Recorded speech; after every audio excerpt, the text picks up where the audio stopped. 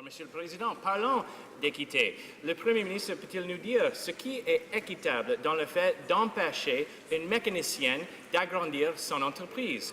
Est-ce que c'est équitable pour les employés mis à pied par le restaurant où ils travaillent simplement parce que le propriétaire doit payer plus d'impôts pour financer les dépenses hors du contrôle du Premier ministre? Où est l'équité dans tout ça? Le très honorable Premier ministre.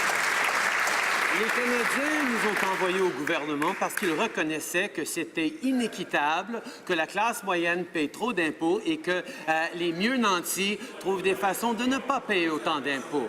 On a un système actuellement qui permet aux individus riches d'utiliser des corporations privées pour payer des plus bas taux d'impôts que la classe moyenne, ce qui n'est pas juste. C'est pour ça que la première chose que nous avons fait, c'est d'augmenter les impôts sur les mieux nantis pour les baisser pour la classe moyenne. Et c'est pourquoi nous allons continuer à tous les jours de vérifier comment on peut faire pour aider la classe moyenne. Monsieur le Président, partout au pays, les Canadiens et les Canadiennes expriment leur colère face aux changements fiscaux du Premier ministre.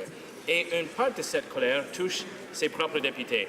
Le député de Malpeque, qui est aussi le président du comité des finances, dit qu'il n'est pas impressionné et, je le cite, « Le gouvernement doit vraiment reculer ». Quand le Premier ministre va-t-il écouter son propre caucus et enfin reculer? Très honorable Premier ministre. Monsieur le Président, nous avons un gouvernement qui trouve que la diversité de points de vue est une richesse pour nous et nous encourageons nos députés de faire valoir les préoccupations de leurs citoyens. C'est quelque chose que nous allons toujours faire en tant que gouvernement. Mais nous savons aussi que les Canadiens nous ont envoyés au gouvernement pour justement rendre plus équitable le système fiscal. Et ça veut dire d'empêcher que les individus privés riches puissent utiliser des mesures fiscaux pour payer un plus bas taux d'impôt que la classe moyenne. Honorable chef de l'opposition. Monsieur le Président, sans changement, le député libéral d'Halifax dit qu'il ne pourrait pas soutenir le plan mal avisé du Premier ministre. Il entend des gens partout dans sa circonscription qui seront durement touchés par ces changements. Des plombiers, des électriciens, des pêcheurs et j'en passe. Quand le Premier ministre va-t-il commencer à écouter les Canadiens qui travaillent fort et à qui son plan fiscal va faire vraiment mal? Très honorable Premier ministre. Pendant 10 ans, Monsieur le Président, on avait un gouvernement conservateur qui se concentrait sur le fait de donner des avantages et des bénéfices aux mieux nantis dans ce pays dans l'espoir de créer de la croissance économique.